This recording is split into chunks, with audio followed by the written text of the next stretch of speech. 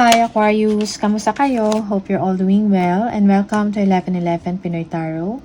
This is a general reading, not a one-to-one. So, hindi po lahat ay makaka-resonate or 100% accurate para sa'yo. This is a timeless reading.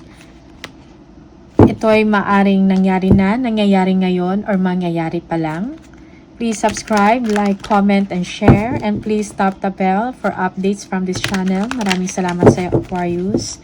Tingnan natin kung ano yung energy and messages for you. Ano yung mga gabay, mensahe, mga blessings na paparating for Aquarius. Okay.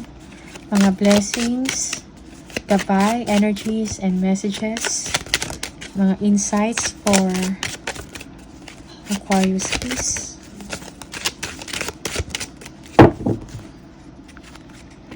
By energies and messages and blessings for Aquarius. Oh.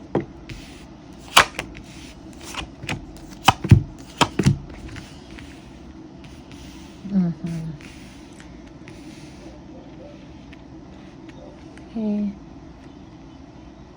You are waiting for an approval for some of you kung meron kayong in-applyan or meron kayong loans, no? May inaantay ninyo yung approval. Okay, for some of you. Okay. Nahihirapan kayo sa inyong sitwasyon, yung energy ninyo, parang you don't know what to do. Okay. Yeah. You are looking forward for an invitation, an offer. Okay. Yeah. You are thinking about pag-uunlad sa inyong sitwasyon, most especially in finances or for some of you, you are waiting for attention, no? Attention and time from someone. Okay? But you are gaining strength, no? While waiting for some of you, patience is needed. Aquarius. Okay? Tuloy pa rin, no? You feel nahirapan, you are stressed, parang you feel burdened, no, sa inyong energy. But then, you need to push forward. You need to move forward for some of you. You are defensive. Yeah. Merong energy of this defensiveness. Setting boundaries, no, for some of you. This is work-related. For some of you, okay?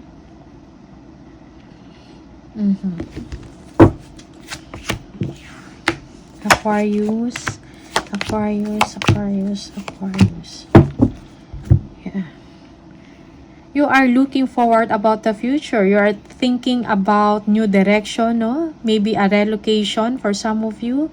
May mga challenges, but alam mo, you will be able to overcome it.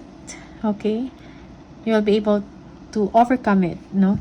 Yeah. Merong assessment in your situation.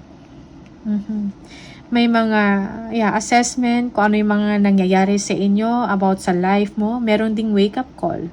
Okay?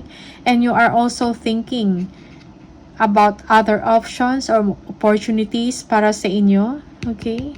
You've learned something from the past or from your situation. Okay? Yeah. Merong money, increase of money for some of you. Okay. Merong ending of a difficult situation, yung burden. Yung iba sa inyo, you are already stressed. Okay, parang nabanggit yung kanina. Stress, pagod. Minsan, kailangan mo ding i-accept kung merong mga tulong na binibigay sa inyo or ino-offer. You need to accept it. Okay. Yeah. May mga opportunities din na paparating sa inyo na magbibigay ng kaginhawaan, okay, or kaluwagan sa inyong sitwasyon. You are looking forward to it. You are waiting, no, for a decision. You are waiting for a decision, Aquarius, so that you will be able to move forward. Okay? Para maka-move forward kayo, para makausad kayo. Okay? Yeah, may mga choices May mga options kang tinitingnan. Okay? Yeah, yung iba sa inyo nagre-research, no? Tinitingnan ninyo yung mga pros and cons, yung mga choices, doing research, sinastadihan, kung ito yung gagawin, anong mangyayari, kung ito yung pipiliin ko, ito yung mangyayari, okay, ito yung mga possibilities, something like that. Yeah, for some of you, merong namimili or you're going for a shopping for some of you. Okay? Yeah. May mga tinitingnan kayo, may mga nire-review. Okay.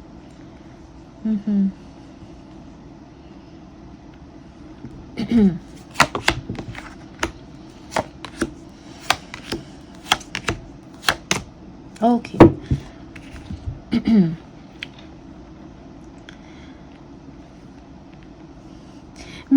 May mga opportunities kang nakikita or merong mga ino-offer or you've heard from your colleagues or circle of friends, mga referrals na binibigay sa inyo. You're thinking about that. For some of you, this is a work abroad na kailangan ng travel or biyahe. Okay? This is something significant or importante na achievement or trabaho para sa inyo. Yeah, for some of you, this is abroad, no? Other countries, no? Or malayo na lugar. Okay? This is a turning point for you, for some of you. Okay? Magkakaroon ka uli ng parang bagong pag-asa, no? Meron kang studian, bagong challenge to para sa inyo. Okay? Yeah. You will be ambitious. You will move forward. Okay? Yeah, you're thinking about financial security and independence. And yes, you will be receiving this, Aquarius, because of your hard work, no? Because of your creativity. Okay? So, yung quality work ninyo is na-recognize at nasusuklian or rewarded financially for some of you. Yeah. Because of your hard work or kasipagan at galing sa trabaho. Okay. Yeah. Yung iba sa inyo, merong opportunity abroad or other countries na mas maganda at makapagbigay sa inyo ng mas maraming pera. Okay? Or mga magaganda or maayos na benepisyo para sa inyo. Kailangan lang din talaga ng aksyon, no? Yeah, be passionate. Be passionate. Kung ano man tong opportunity na to, move forward. Look for it. Take action. Okay? Yeah. Merong swerte na darating. Parang it's out of nowhere. Okay? Merong referral. It will entail a travel abroad. Yeah. So, parang importante to na achievement, no? Kaunlaran para sa inyo, Aquarius. Okay? Kakakita ko lang ng 8-8. Yeah. Alright.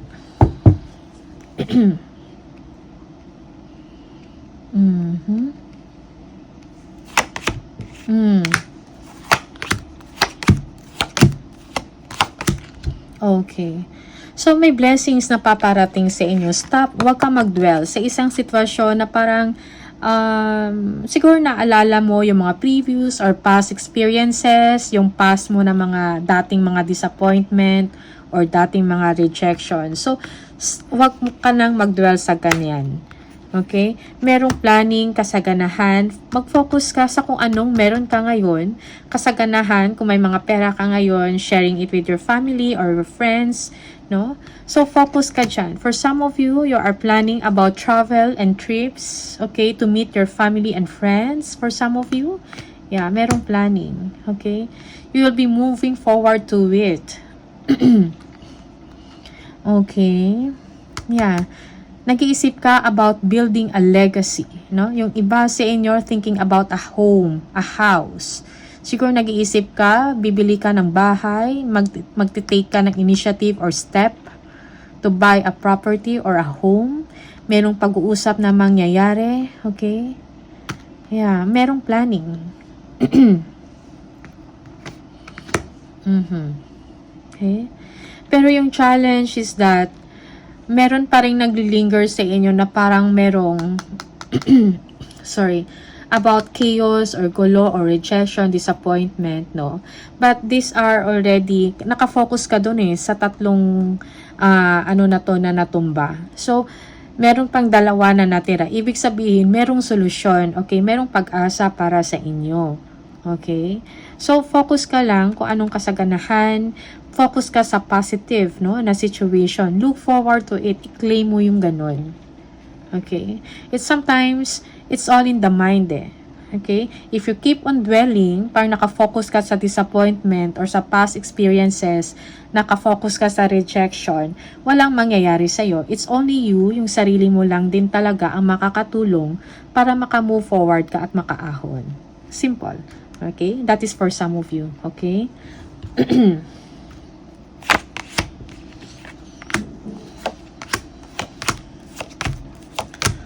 Okay. So, planning, strategy. Strategize, no? Yeah.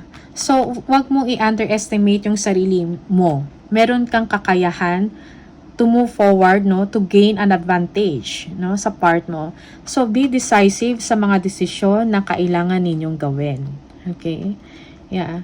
Meron, for some of you, merong breakthrough. You are thinking about it. Maybe you will be receiving a communication. Okay? Yeah, a communication, a good news, a breakthrough, no? And that, magbibigay ito sa inyo ng confidence. And then, merong planning na mangyayari. Okay? Magpa-plan ka, magsa-strategize ka.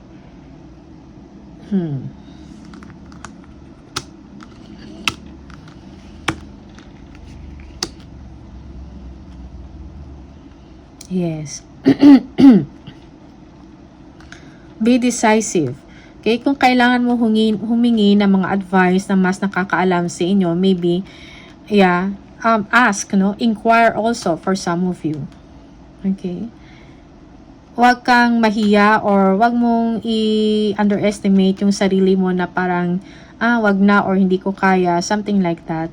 Go ahead, no? Wala namang mawawala if you will try it, no? So, be strategic also. Planning is needed for you. Okay? And kailangan mo maging wise and smart at the same time. Okay?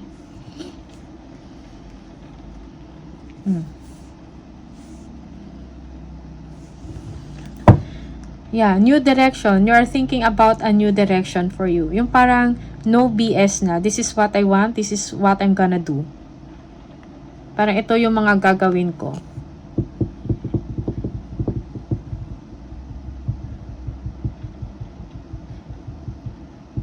Yeah. You will be stricter. Okay? Be decisive, no? Speak your mind. Kung meron kang gustong mga tanungin or inquire, something like that, then do it. Take action. Okay?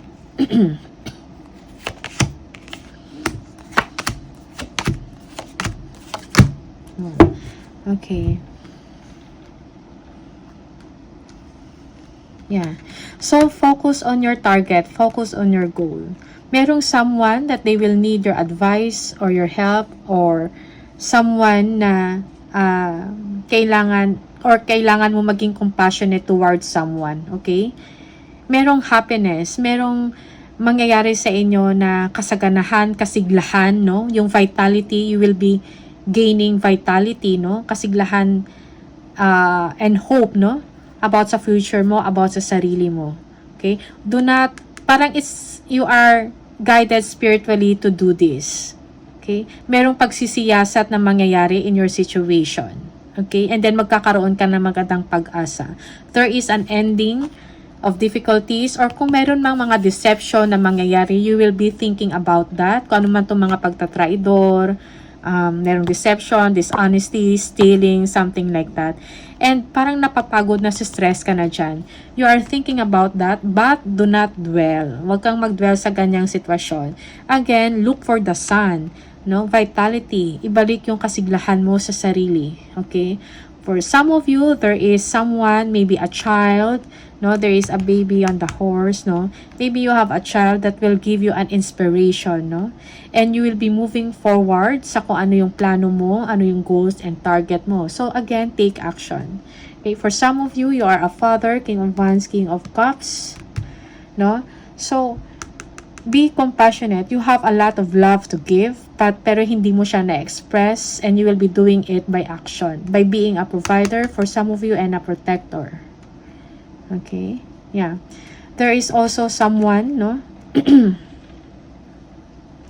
Yeah, someone for some of you na yeah, merong someone, maybe a father figure, okay, male. You feel na parang hindi ka napapansin or ano, but then actually they like you. Hindi lang sila ganun ka-expressive. Okay? Yeah. For some of you, you will be meeting someone, or yeah, maybe a child. Okay? Something like that. Yeah. Moving forward to see someone, a child, or something like na ganito. Parang may plano kang maganda para sa kanya, sa ano na yan, sa child na yan. Okay? So, just take what resonates for you and leave the rest. Okay? Tingnan natin.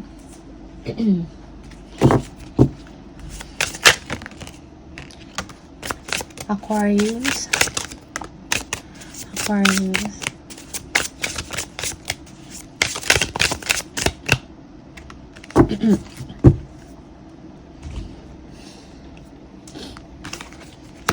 Love affair. Beware, love affairs at work, rarely and well. Don't lose your mind.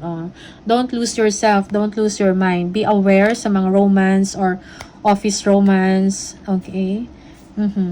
Iwas sa mga gulo or chaos or mga misbehavior, no, when it comes to relationship. Most especially to third parties, something like that. Opportunity, new job opportunities, change of workplace or business trip. Change is coming just in time, okay? So, merong magandang opportunity talaga na paparating sa inyo. Okay? So, get ready. A change of workplace, no, relocation, merong biyahe, no, bagong job opportunity for you, okay? Merong resources. Be grateful for what you have and save something for the future. Use wisely and as needed. So, magpasalamat kung anong meron ka. Be grateful kung anong meron ka sa ngayon. And gamitin yon wisely, yung kaperahan mo or kasaganahan na meron ka. Use it wisely and magtirano para sa future.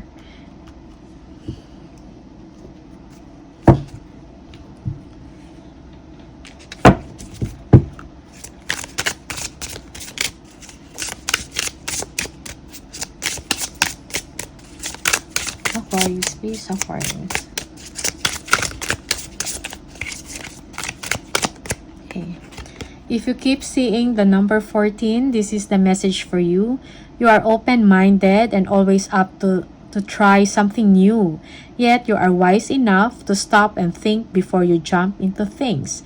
This pragmatic approach helps ensure your time, attention, and efforts are meaningful. I am practical. So, kailangan mo maging open-minded and practical. Kung alam mo din na parang tama na or hindi na maganda para sa'yo, stop. Be wise. Okay? Spirit message for Aquarius, please. Aquarius.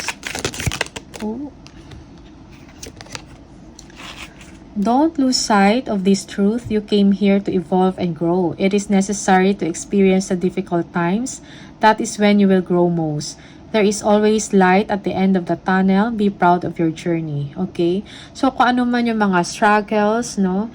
Kung may mga difficult times or mga may hirap na pangyayari sa inyong sitwasyon, it is meant to happen para mag-grow ka, maging strong ka in your situation. So, there is always light at the end of the tunnel, no? So, hindi puro darkness lang. Merong ding kaliwanagan at the end. Okay? So, move forward lang. Tuloy, dire-diretso lang. Okay? Don't stop.